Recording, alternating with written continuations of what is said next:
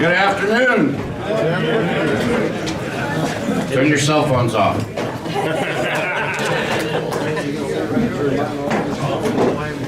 Glad everybody's here today. The weather's going to warm up. That's a good thing. Not today, though.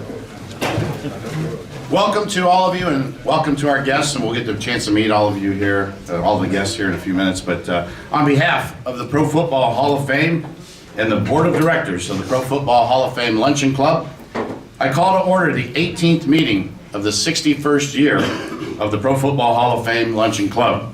Our invocation today, followed by our Pledge of Allegiance, will be given by Pastor Greg Smith of East Canton Church of God. Great. Thank you, Frank. Please bow our heads.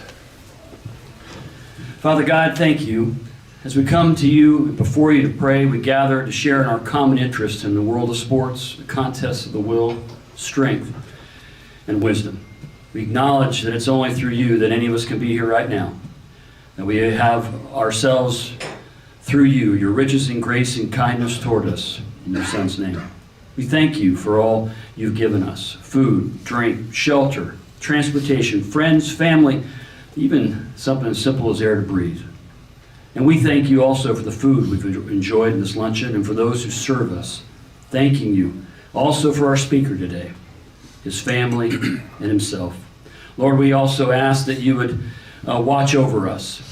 Ask that you would make your presence known and felt today, here in this gathering, and even as we leave, watching over us, drawing us close as we draw close to you. And lastly, Lord, watch over this country of ours. Heal the division and unite us together. We ask this in Jesus' name. Amen. Amen. I pledge allegiance to the flag of the United States of America and to the republic for which it stands, one nation, under God, indivisible, with liberty and justice for all. Go Canada!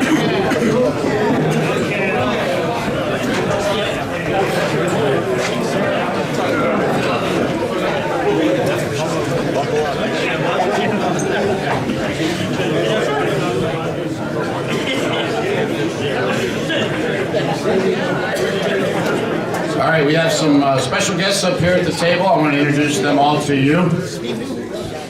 First of all, we'll start on my right, your left.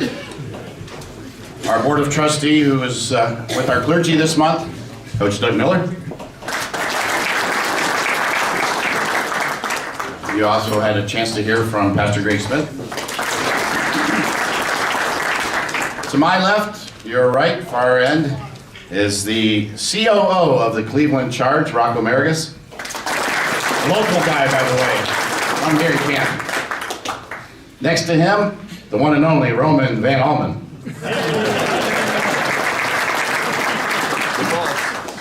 And you know our Hall of Fame liaison, RJ Van Almen. And then you'll get a chance here to meet our speaker, Nic Barlage, from the Cavs.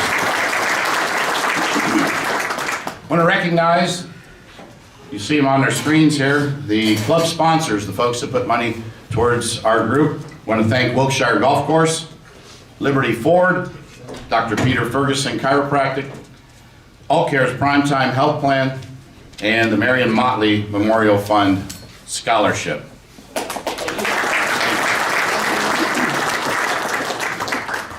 I wrote my notes after the fact, so they're kind of small, so I'm going to throw my glasses on. I know you guys love that. Well, before we get into some of the other things here, I want to mention that the Cavs are on a roll, and I'm sure Nicholas is going to talk about that. Winners of 7 straight. They're at Orlando tonight. Tip off at 7 o'clock. Injury bug has really hurt them, I guess, but not really, because they're playing very well. Defense, the suffocating defense, I'm sure you'll talk about. But one thing I got out of this, I was reading some of the notes from the Cavs. They have led in those 7 wins 305 out of a possible 336 minutes. That's a pretty good percentage of leading in a game. So 305 out of 336 minutes they have led. The OSU women, how about that? Yesterday, a big win against Iowa. 100-92 in overtime, and Caitlin Clark had 45 points. We tried to take her out afterwards, but thank goodness she's okay. Boy, oh boy, that would have been a black eye for the Buckeyes, but thank God she was, kind of laughed it off a little bit, so that's good. Speaking of Ohio State, as you guys all know, I'm an OSU guy. How about the football team? Just killing it in the portal and getting some commitments. So right now, Caleb Downs, the #1 player in the portal, has committed to the Buckeyes. Judkins, the #1 running back out of Ole Miss, is committed to the Buckeyes. They've got Jeremiah Smith, the #1 wide receiver coming out of high school, is committed. So good things for the Buckeyes, looking up. So let's hope we can coach them up next year. That'll be great. Also want to mention that some folks had asked about the Super Bowl square board. I've asked Bill Costello to put that together. So if you're interested, starting next Monday, we are going to do a $10 square board for the Super Bowl. I know we did that in the past and kind of got away from it, but for those of you that want to do it, you're welcome to purchase squares and just see Bill on that as well. NFL yesterday and Saturday. We've got a couple of teams competing for the Super Bowl now. The Ravens beat the Texans and finished the season for C.J. Stroud. I thought he had a great year, and hopefully he's going to win that Rookie of the Year. The Chiefs yesterday beat the Bills 27-24, so the Ravens and the Chiefs will play next week, as well as the NFC. You've got the 49ers beating the Packers and the Lions. How about Detroit, huh? Kind of feel good for them guys. They've struggled for a long time.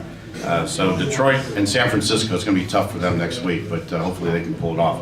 So that's our sports update, if you will, for actually one more.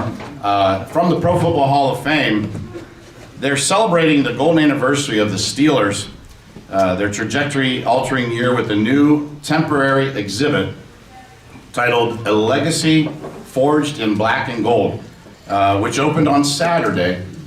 The multi-area exhibit marks the first time that all 6 of the franchise's Vince Lombardi trophies, 6 Super Bowl rings, and the bronze busts of 27 individuals who contributed to the success of those who wore the iconic black and gold jerseys will be together under one roof. So if you get a chance, again, you get free admission to the hall with your membership card. Not a bad idea to go over and check that out. It's kind of a rarity that all that's going to be in one place for a limited time, so it's not going to be there that long. All right, now it's time to pull the winning ticket, and I'll ask Nick to do that.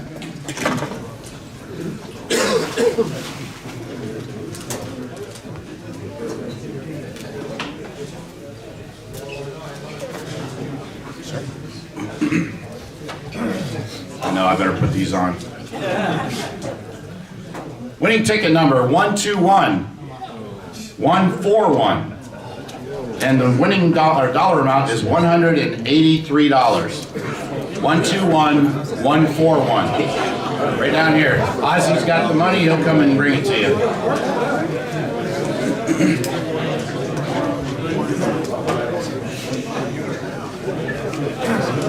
Right over here, Oz. All right. Next week, we continue our streak of great speakers. Next week, we got another good one I think you're going to like.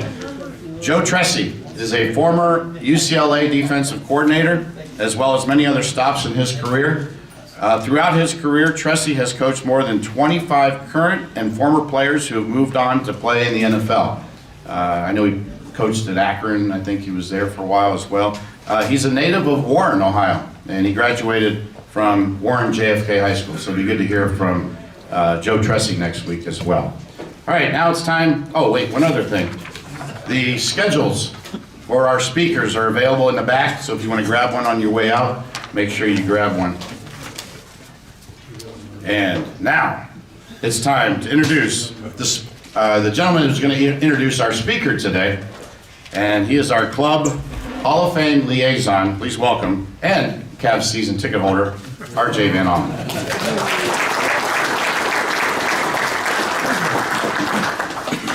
He is the Chief Executive Officer of Rock Entertainment Group, the umbrella entity of teams and venues that are a part of the Cavaliers chairman Dan Gilbert's Rock family of companies.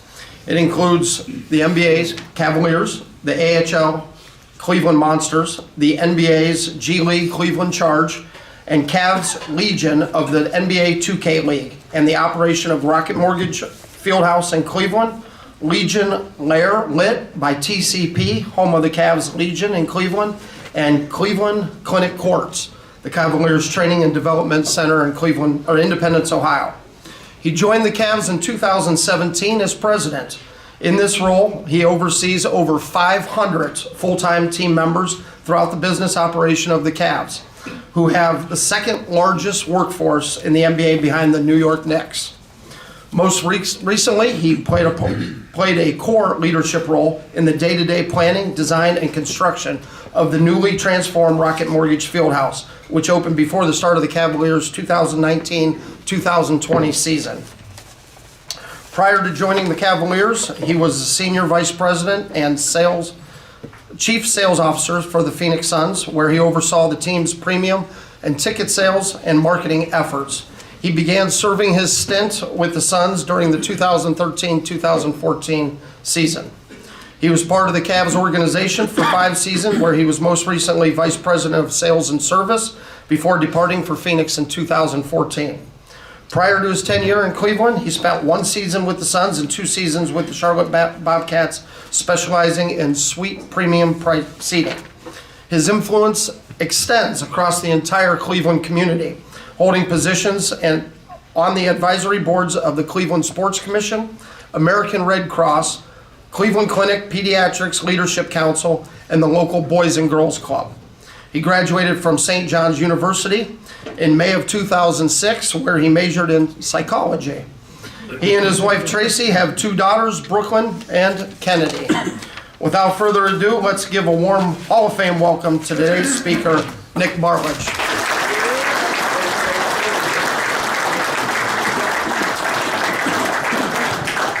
I tell you what, after Frank and RJ, I don't really have a whole hell of a lot to say, but no, I'm kidding. I do want to say thank you to Coach, thank you to Pastor for your remarks. Thank you to thank you to Frank and to RJ and to Roman, to Rocco for having me today. And as I was saying to Frank earlier, I grew up in a myriad of different places, but all really in Minnesota at the end of the day, and small town Minnesota, so not big town Minnesota. And I will say that I firmly believe that gatherings like this are really the foundation of what communities have been built upon. And so I just thank you and feel honored that you have me here today to speak. As I was going through the booklet earlier, it's been quite the lineage of speakers you've had. And I think this Hall of Fame Luncheon Club, as I said, is one of those things that really creates a vibrancy and a heartbeat and a degree of connectivity that communities so often look past in this day and age when you think about social media and digitally doing everything and instant gratification that people look to.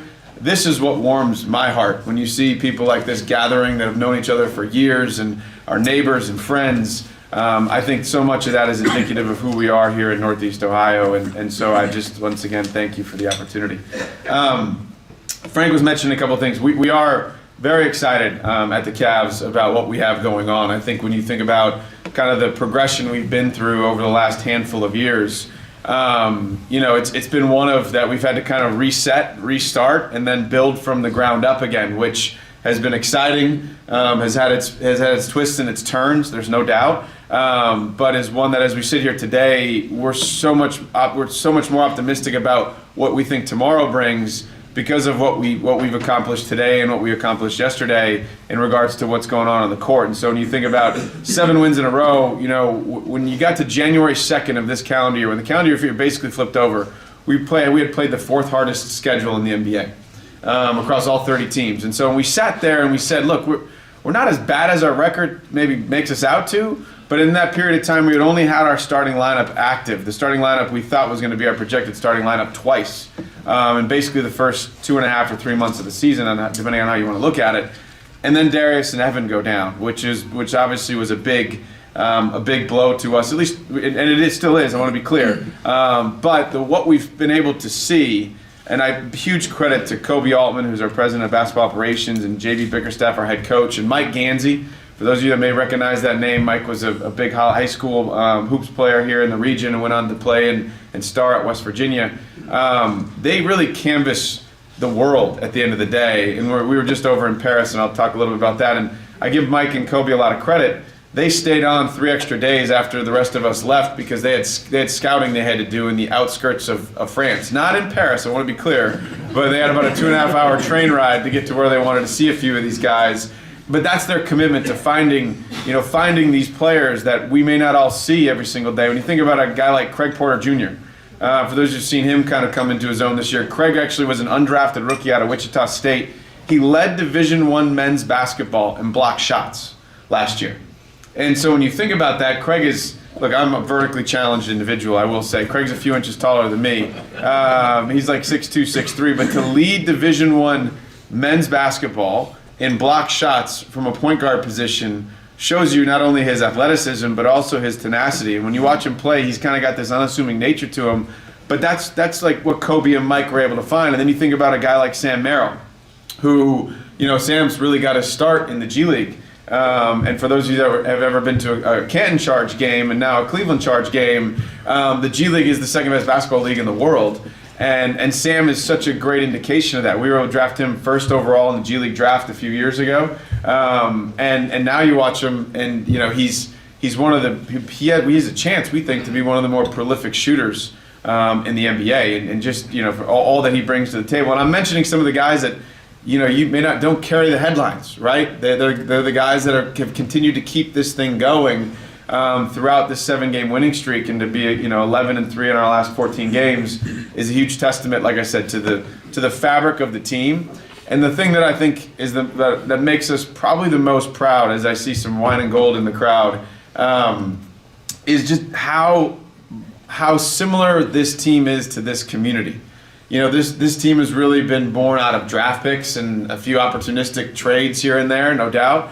But it has this kind of collegial feel to it. And we were I had a chance to spend a lot of time with them when we were over the pond in Paris a week and a half ago now. And I can tell you all of that you read about, the guys like each other, they care about each other, they have each other's back, that's real.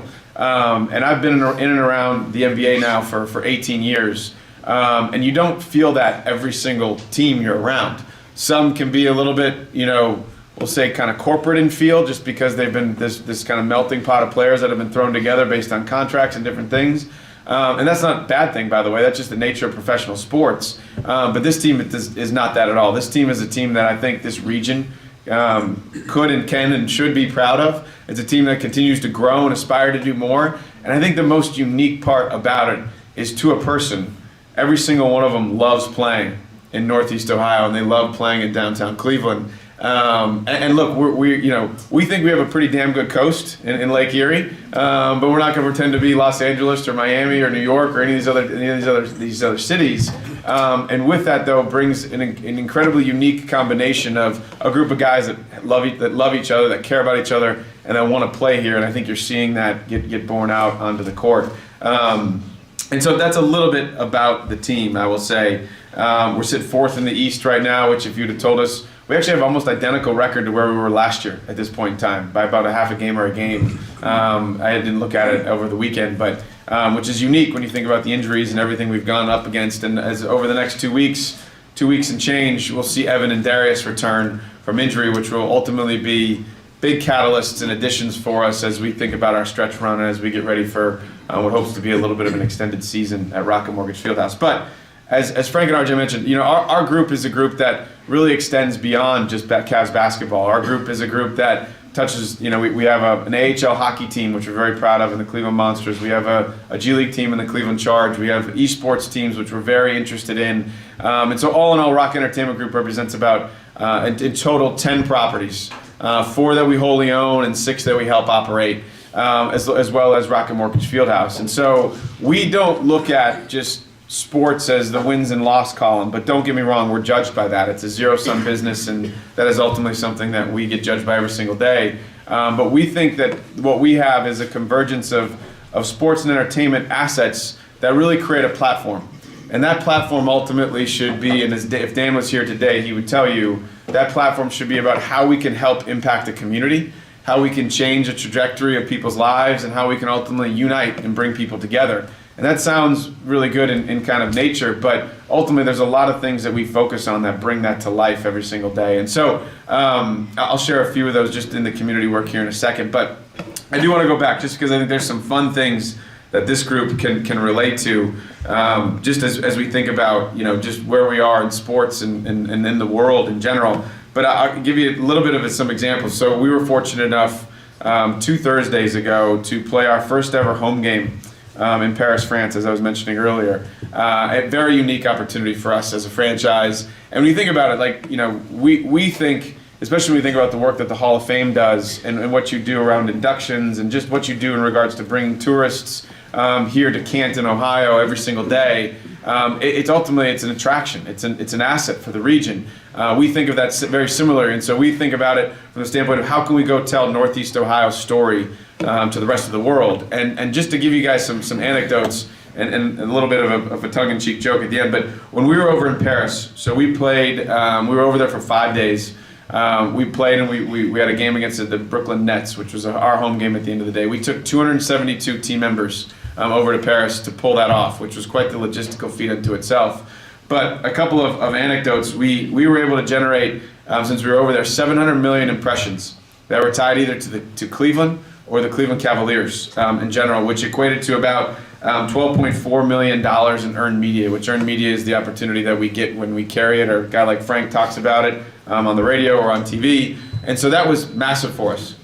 But I want to say, when we announced Myles Garrett as a minority partner of the Cleveland Cavaliers, let me tell you, we got 1.3 billion impressions and generated just over $18 million in earned media. So that'll show you the power of football and the power of what goes on in Northeast Ohio and across the world. But I share that more anecdotally because I do think it's important for us to just share all the work that we try to do to create and message all the great things that we have going on here in Northeast Ohio. When we were planning for the NBA All-Star Game in 2022, one of the things we said time and time again was, and kind of our theme internally was, we feel like in Northeast Ohio we have world-class assets without the world-class ego.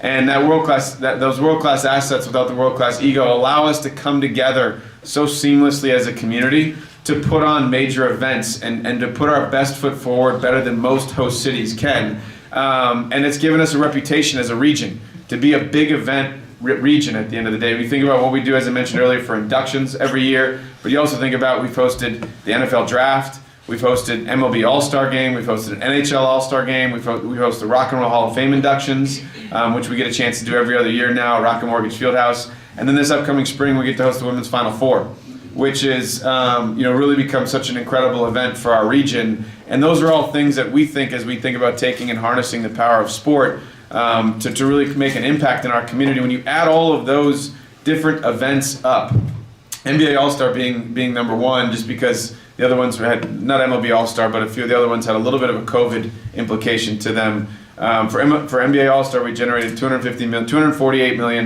in economic impact for the region. For MLB All-Star, it was about 175. For the NFL Draft, it eclipsed $100 million. Women's Final Four should knock on the door of $100 million in economic impact. And that's spend right back into the community. I'm not here running for public office, I want to be clear. I'm just here to tell you that that is the power of sport. And when you think about what the inductions do every year to our region in heads and beds and tourism, it ultimately has such an incredible effect. But we think the bigger effect it has is the momentum and the spirit that it carries throughout our communities. And so for us, that's really what we focus on harnessing a lot is, okay, yeah, we've won 7 games on the road, we've won 7 games in a row on the court, but how can we take that momentum and bring it to bear in our communities? And so there's a lot that we stay focused on, whether that's community programming around food security or food insecurity, quite frankly, whether it's around closing the digital divide, making sure that all students have access to internet and have access to all the right educational materials to level the playing field, if you will, within the classroom. And then there's a myriad of other things that we focus on relative to health and wellness.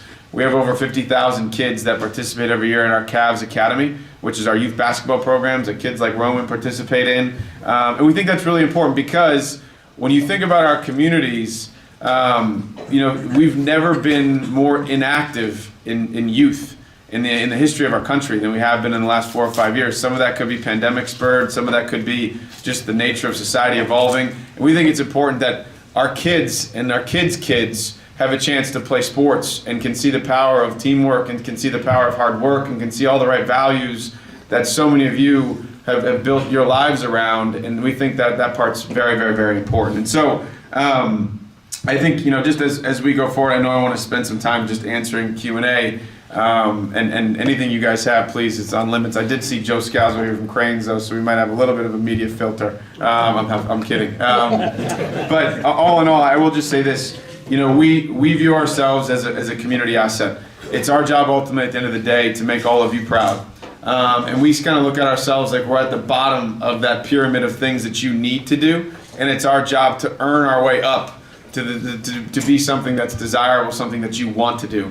And we think that's so important, such a big part of what we do at Rocket Mortgage Fieldhouse.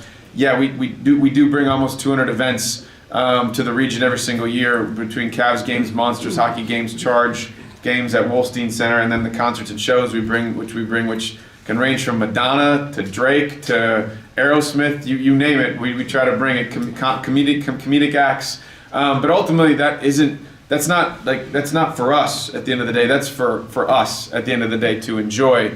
And we think that as we look at the future and what it holds, we think that our opportunity to impact not just what happens on the court or on the ice, but what happens in our communities is so much more profound because we can bring people together, we can unite them, we have a chance to ultimately make the region proud, and then it's our job to take that and turn that into outcomes in our community, whether it's ultimately developing real estate or whether that's ultimately working on creating jobs or creating economic opportunity, economic equality kind of throughout. And it sounds weird to say that as a person that's responsible for sports franchises, but ultimately if you're able to really harness the halo effect of all of it, that's really what the outcomes are at the end of the day. It's creating momentum on so many different levels for our community, and it's something that we're very, very, very proud of and something that we're going to continue to stay focused on because our goal is to really, at the end of the day, try to make this region proud, but do it in a way that has some real viability to it and creates sustainability and activity that ultimately makes us better tomorrow than we were today, or makes us better today than we were yesterday, as I said earlier. And so with that, if everyone's great, I'll open it up for Q&A. I think the only other couple of things I would just add to this is, we think of Northeast Ohio, we really think of the entire state of Ohio as we are the state of Ohio's basketball team at the end of the day. OSU, we understand, they've got a great program going, Dayton, Cincinnati at the collegiate levels, but from a professional end, our goal is to really be Ohio's team at the end of the day. And so we want to extend that far beyond Cleveland. We want to extend that far beyond Akron and Canton. We want to extend that to Columbus and Cincinnati. And even though I get to Kentucky and they tell me, I said, well, who's your favorite professional basketball team? And they tell me, well, it's Louisville or the University of Kentucky. And I'm like, well, that doesn't really resonate as much. So we're going to stick to the state of Ohio for now. But all that being said, once again, thank you all for the opportunity to spend some time with each of you. We view this as an opportunity for us to continue to tell our story, but we can't do it without each and every one of you. You are fans of our team in some form or fashion because we share a community together, and we don't take that lightly, and we want to make sure we continue to put the best foot forward and make all of you proud. So with that, I'd love to open it up for Q&A. I think it's safe to say, or wise to say, is Valley Sports getting more healthy? It's a great question. The question was, is Valley Sports getting more healthy? If you would have asked me last Wednesday, I'm just kidding. Look, I think Bally's and Diamond have done, and I think about our local team here that puts on the broadcasts for not only the Cavs, but the Guardians and the Blue Jackets and across the state. They've done a heck of a job grinding through this, bankruptcy for anybody that's been through it. I fortunately have not been through it, but it's not an easy thing.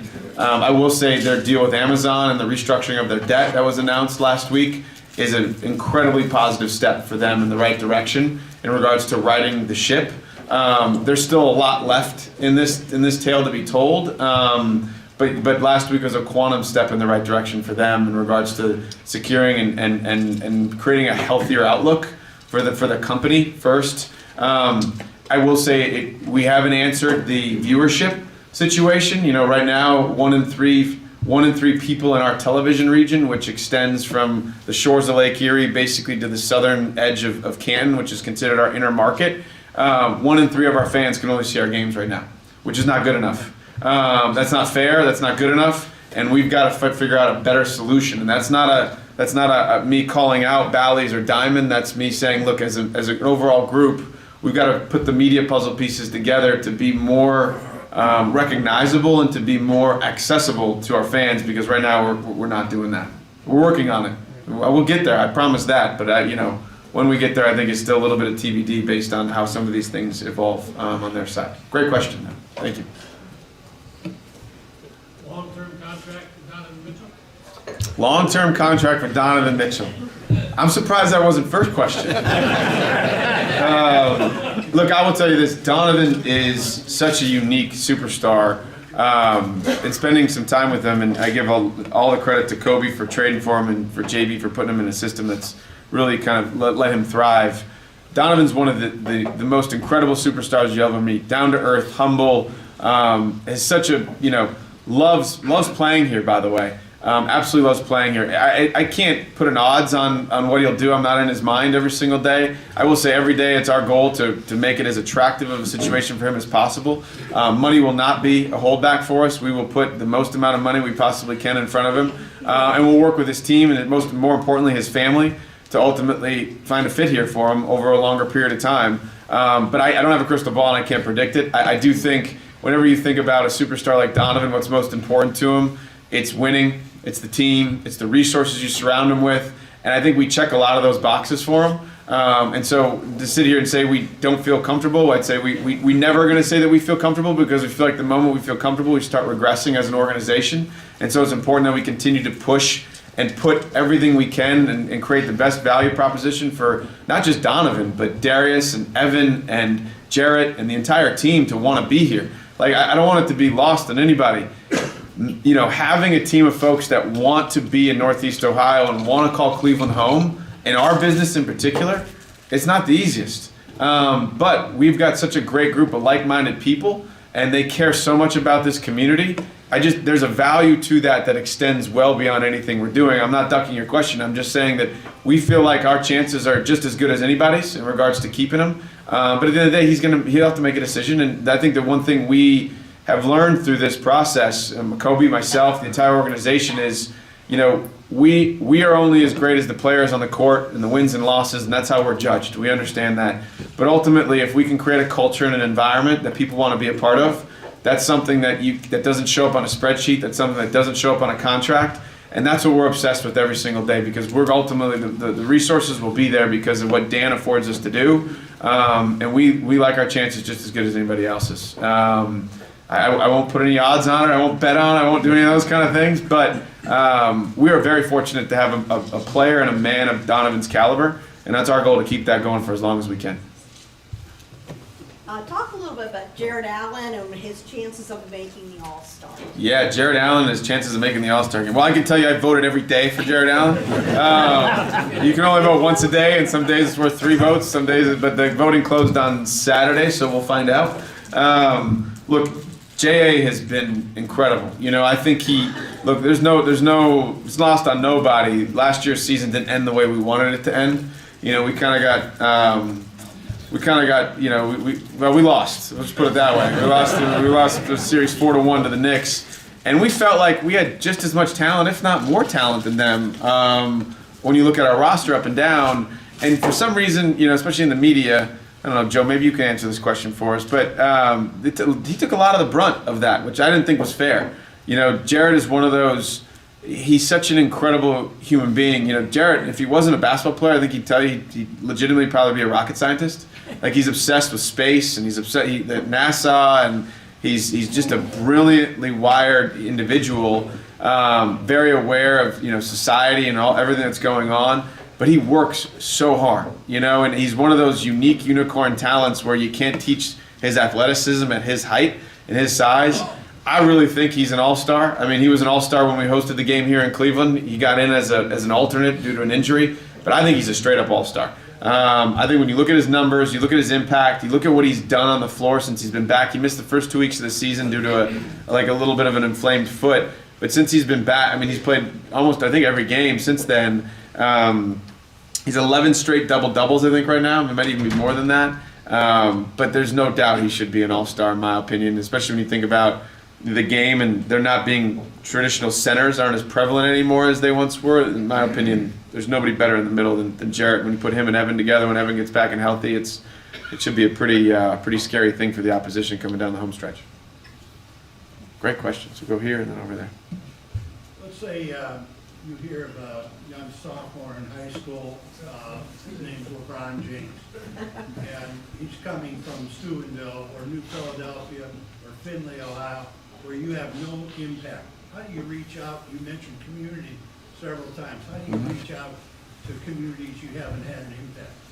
Well, I would say, LeBron aside, if we, the name aside, if we just say XYZ, there's certain things we can and can't do relative to high school athletes. The collective bargaining agreement, it was just redone a year and a half ago.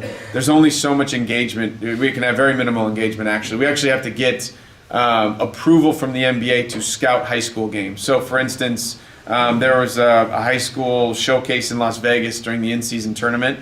When the in-season tournament was there back in the first week of December, our scouts had to get permission from the NBA to go and to just watch the games at the end of the day. So there's very little we can do from that side of it. Now, I will say from a community engagement side of it, I'll tell you the horrific. I'll give you a different example, which we'll say player agnostic, but the horrific events of the bus crashing with the band that just happened, not too long ago. We actually quietly, because we didn't want to do this publicly, but we quietly reached out to the school and we want to host them for a game. Whoever wants to come, we want to make sure that the community knows we want to wrap our arms around them and care for them. And those are things that you can't, we can't replace certain aspects of it.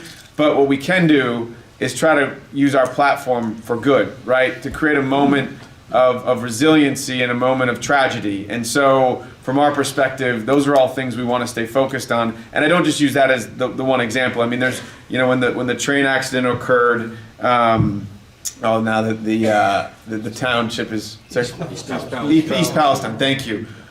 We actually went out and we hosted camps and clinics in the adjacent community for East Palestine, supporting that community because their kids didn't have access to a lot of the same things that all the other kids did. We sent a bus and we bussed a bunch of kids to 3 or 4 Cavs games and 3 or 4 Monsters hockey games. Because those are the things that you think about in the community.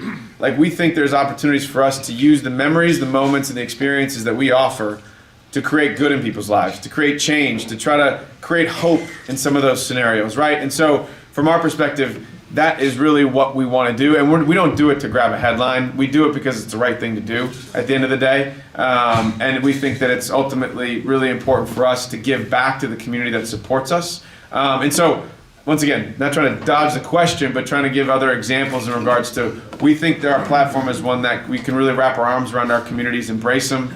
It doesn't just have to be around superstar athletes, and quite frankly, it shouldn't. It should be around individuals and people that need it, and they need the support and they need the opportunity for us to provide points of differentiation for them in their lives. You've answered my question. I applaud you for that. Oh, thank you. Thank you.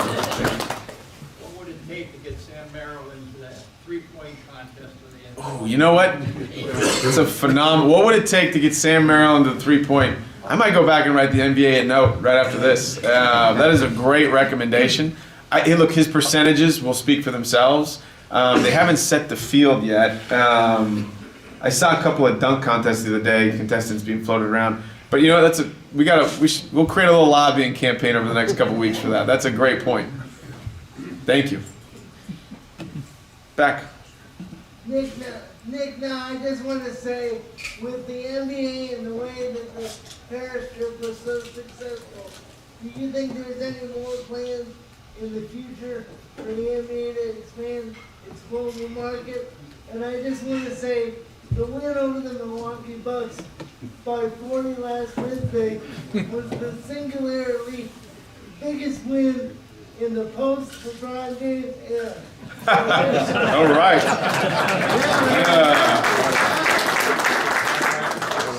I'll take well, first, thank you for the second one. It was a great game. you know, we didn't have a couple of our stars and they didn't have their superstars. So I think the playing field will be a little bit leveled this week when we play in Milwaukee. We play Milwaukee Wednesday and Friday this week. So, but hopefully that sentiment still carries true after those games. To the Paris and then expanding the NBA from an international end. You know, look, we have to petition every 3 to 5 years to play a game abroad. It could be a preseason game, it could be a postseason game. We actually locked into Paris about 2 years ago. And so it was a 2-year process of planning and ultimately ramping up to get to where we were last week. But our goal is to play every opportunity we can abroad, not because we want to, you know, leave or you know, not have home games here in Northeast Ohio, but just because we think it's a great opportunity for us to tell the story of what we do in Northeast Ohio to the rest of the world. You know, I think that's what's the power, once again, the power of sport is we share Cleveland on our chest, but we represent a region, we represent a state, and so we think it's so important for us to go and to tell and to showcase the game that we enjoy and all love here abroad. And so, you know, the league has played games in the Middle East, they played the games in Asia, they played games in South America. We actually played a game in Rio de Janeiro back in 2014. The fall of 2014 was the last time we were international. Our goal is to not make it every 9 years, though. We'd like it to be every 4 or 5 years where we play a game abroad, because we just think there's so much we can shine a light back onto here by doing those kind of things. And I will say, just in the early returns, we haven't got all the data back. I shared a few things with you earlier. And all the returns, it was a great trip for Cleveland. It was a great trip for Ohio. And so we want to keep that going. But great points, great questions. What else? I just have a couple comments for you. First, getting to see some of the things interactive behind the scenes of the arena. I just want to commend you on how you lead, kind of unassuming, but you're very positive, and I can see that in your interaction with all the staff there. And thank you to the organization, the Rocky Mortgage, for your support to veterans and first responders.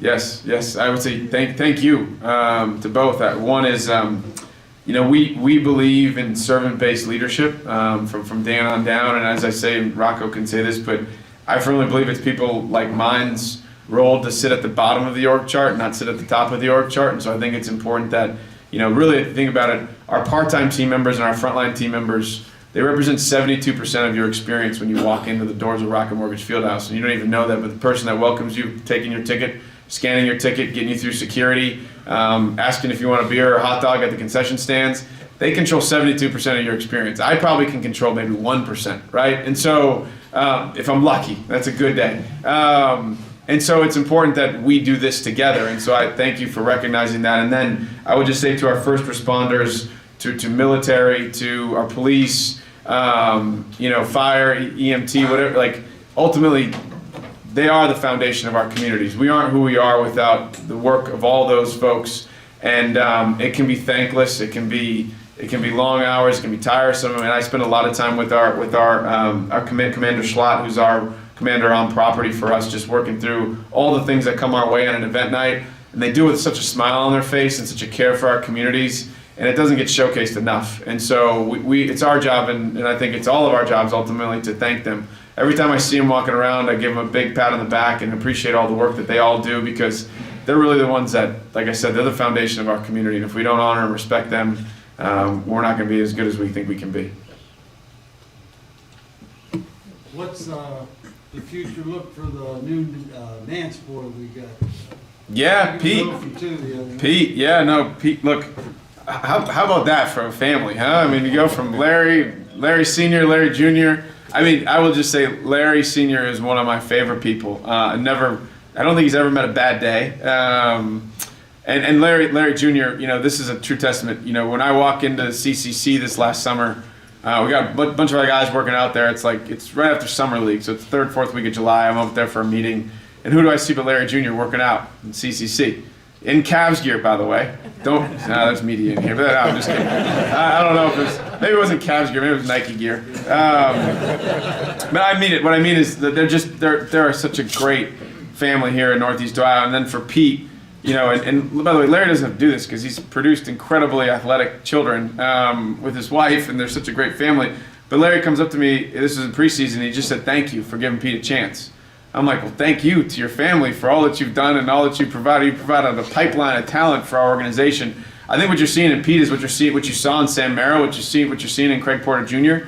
A young guy getting a chance and making the most of it. You know, he's on a 10-day contract, so that could 10 days could come up and could go, and he could roll back into the G League.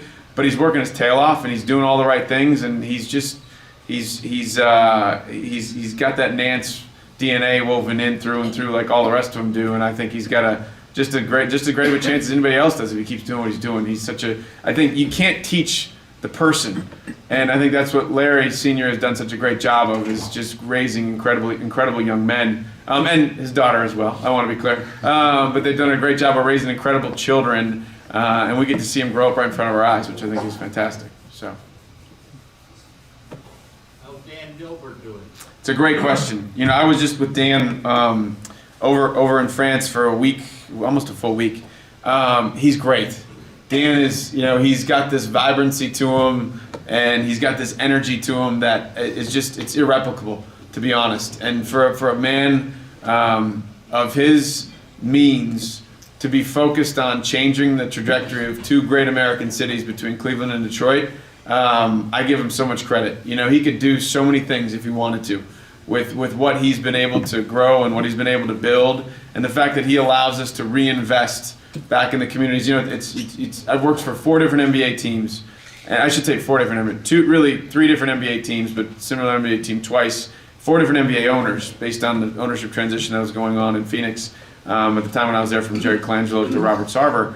Dan is the only owner I've ever worked for, and they're all great owners, I want to be clear, but the only owner I've worked for that allows us to reinvest every dollar we generate either into the product you see on the court, the community we serve in Northeast Ohio, or the fan experience in our building.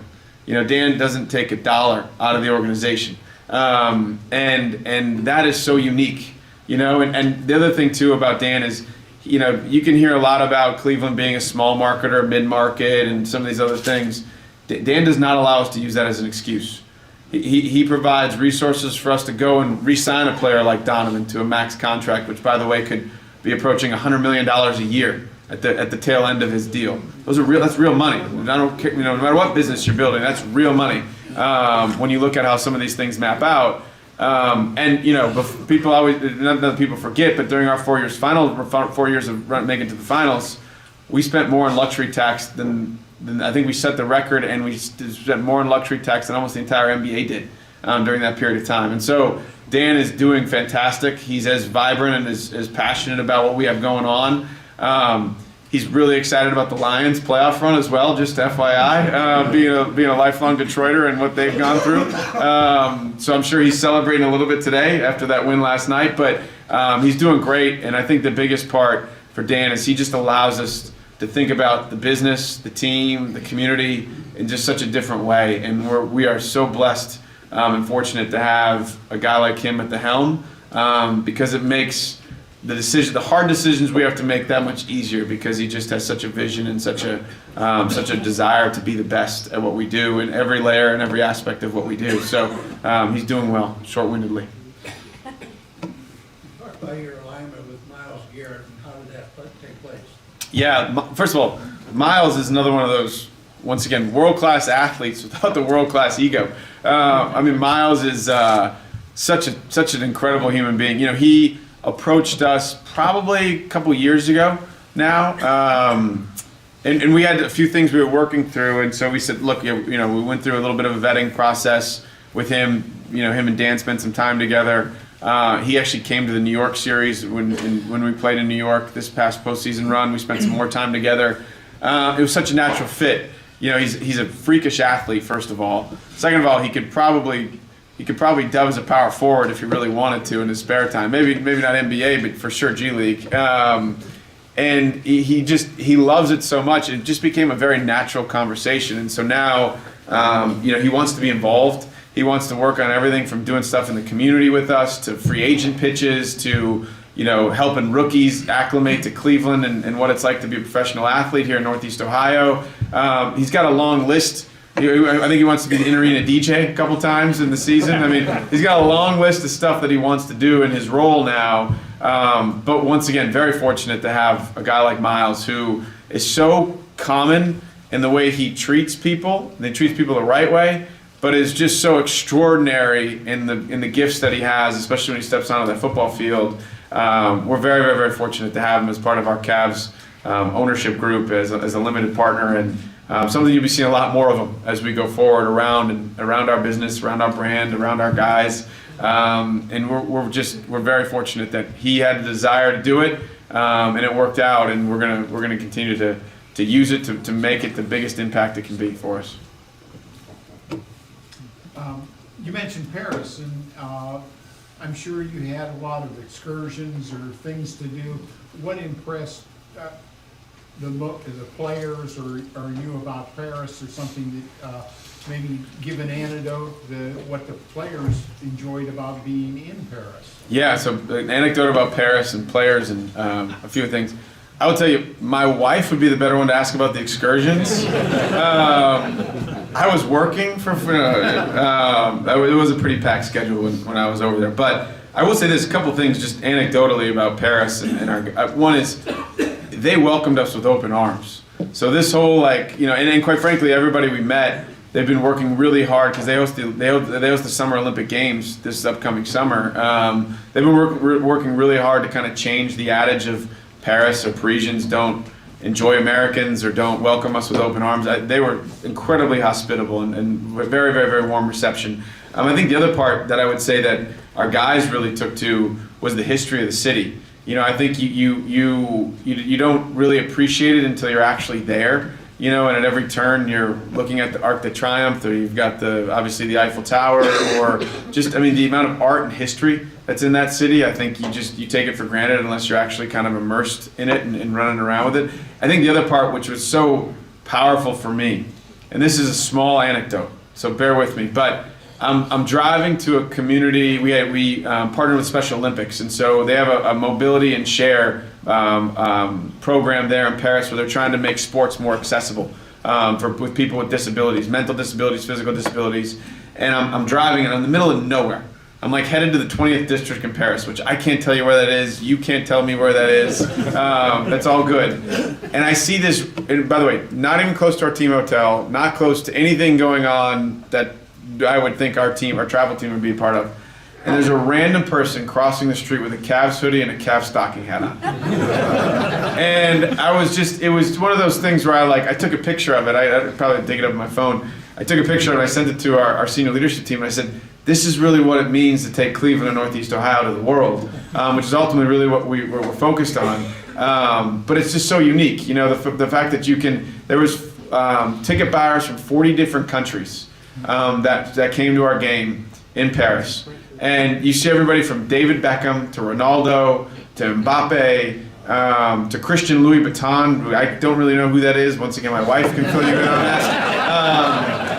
But you see, and so it just gives you the power of playing at home game, which, quite frankly, I think we all take for granted a little bit here in Northeast Ohio. We play 41 of them every year and two or three extra home preseason games. I take for granted, I want to be clear, but when you bring it to a city like Paris, and the city kind of stops when you go there, it really shows you the power of the NBA and how fortunate we are to be able to be around it as much as we are. And I think, not that we take it for granted, but you could maybe argue that maybe we do take it a little bit for granted sometimes here or there. And I don't think that's a bad thing, by the way. I want to be clear. But in a city like Paris, like I said, to kind of stop the city and have it revolve around the team and revolve around the sport of basketball for a few days was so unique, and one that we'll never take that for granted. We won't take Northeast Ohio for granted either. I promise you that. How long does it take to change the court? That's a great question. So I just left. We're loading in for the Greater Cleveland Sports Commission Sports Awards tonight. We can change from ice. So if we can play a Monsters hockey game at 1 o'clock, and we can be tipping off a Cavs basketball game at 8 o'clock that night. So it can take us about from hockey to basketball, it can take us about 2.5 hours. If you want to go from basketball to a concert, depending on the concert setup, it's between 4 and 6 hours. But that's really indicative of stage size, rigging, and all that kind of stuff. So we can flip the building. We can flip it over. I'll give you an example. In the month of March, we have 36 events in 31 days. So we'll flip that building multiple times and pull through quite a bit. Is there 2 different courts? We actually have we actually have 4 different courts. We have what we call kind of our theme courts. For our city edition, we have our core court. We have an in-season tournament court. We have the MAC, the Mid-American Conference tournament court. Actually, we have 5 courts, and then we have one other court that we throw out there every once in a while, just have some fun with. Has Dan Gilbert ever approached Paul Dolan about purchasing any of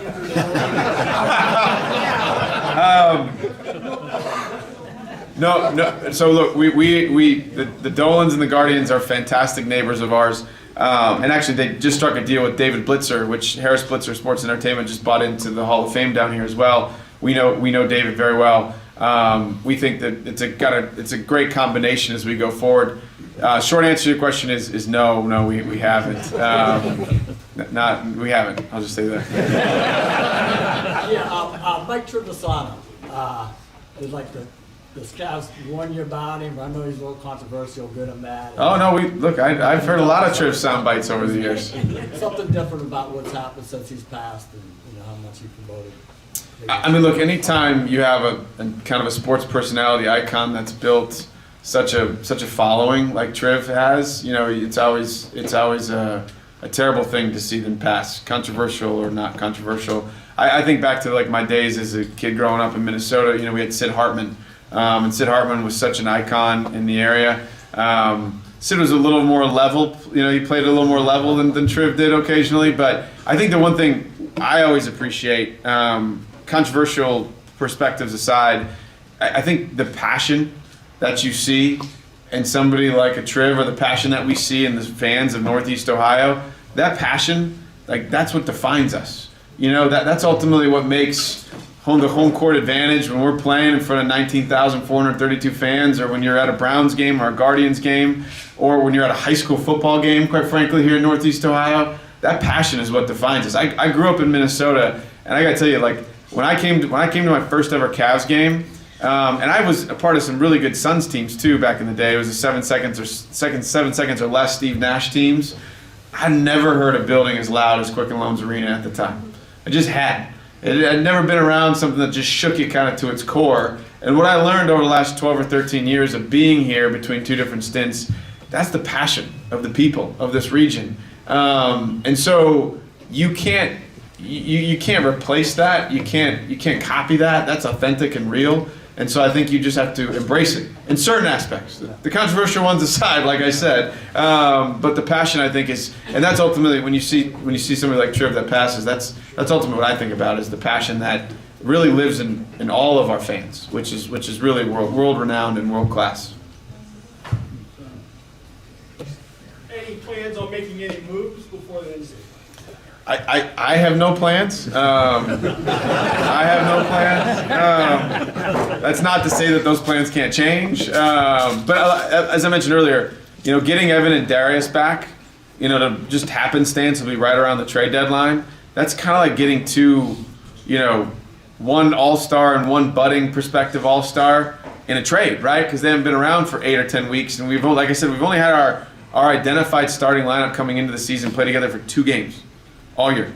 We're over halfway through the season as we sit here today. We have 18 home games left, and I wrote this down, and 24 road games left. So, I mean, that's pretty incredible when you think about it. Like, we're over halfway through our season. We've only had our starting lineup together twice. So that's kind of what I would expect. But I will say this. Kobe Altman and Mike Gansey, they are 2 of the best in the business at what they do. They're basketball savants, and they're thinking about this thing 7 moves ahead.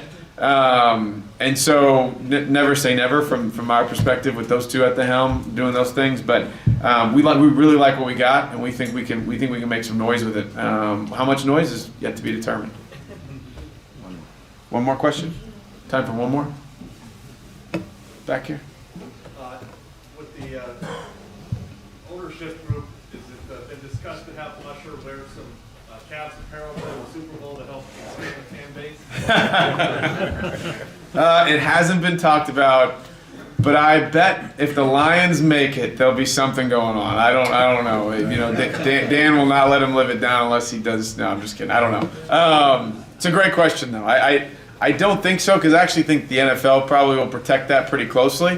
We actually, a short story, Rocket Mortgage, for those of you that know Rocket Mortgage, they've had a Super Bowl commercial in a decent amount of Super Bowls, if you guys remember. We tried to get a Cavs logo in a Super Bowl commercial a few years ago. If you guys remember the one where they had the house, and it was the, I can't remember the actress, but she was our spokesperson for it. And we tried to get a Cavs logo in the Barbie house.